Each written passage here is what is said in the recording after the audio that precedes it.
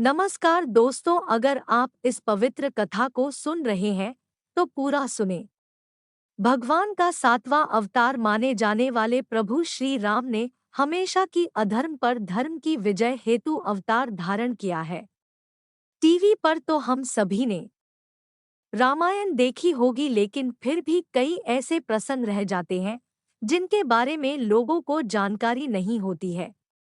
कुछ ऐसी ही है प्रभु श्री राम की जन्म कथा।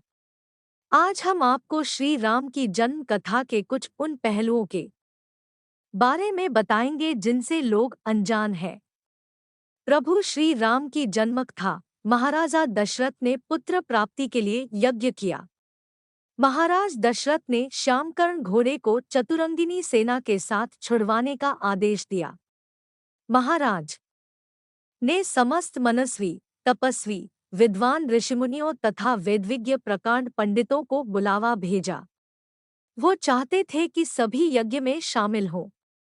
यज्ञ का समय आने पर महाराज दशरथ सभी अभ्यागतों और अपने गुरु वशिष्ठ जी समेत अपने परम मित्र अंग देश के अधिपति लोकपात के जामाता रिंग ऋषि के साथ यज्ञ मंडप में पधारे।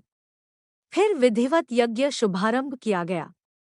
यज्ञ की समाप्ति के बाद समस्त पंडितों, ब्राह्मणों, ऋषियों आदि को यथोचित धन धान्य, गौ आदि भेंट दी गई है और उन्हें सादर विदा किया गया। यज्ञ के प्रसाद में बनी खीर को राजा दशरथ ने अपनी तीनों रानियों को दी। प्रसाद ग्रहण करने के परिणामस्वरूप तीनों रानियों गर्भवती हो गई।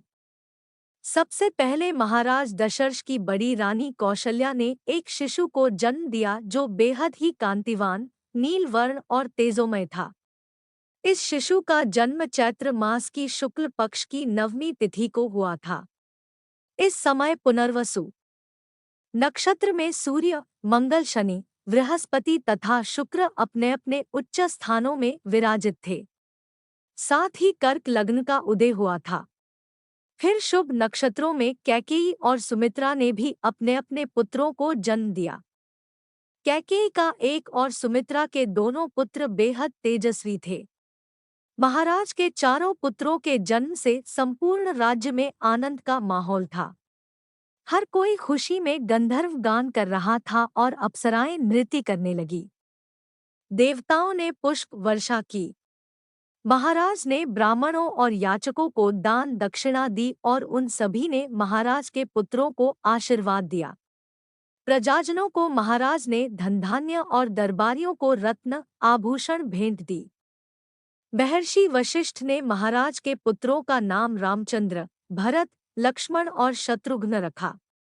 जैसे जैसे ये चारों बड़े होने लगे, रामचंद्र अपने गुणों से प्रजा के बीच बेहद लोकप्रिय हो गए। उनमें ऐसी विलक्षण प्रतिभा थी जिसके जरिए वो कम आयु में ही समस्त विषयों में पारंगत हो गए थे।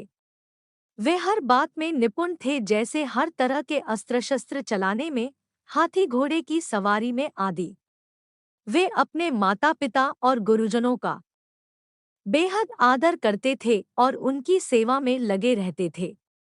उनके तीनों भाई भरत, लक्ष्मण और शत्रुघ्न भी उनका अनुसरण करते थे।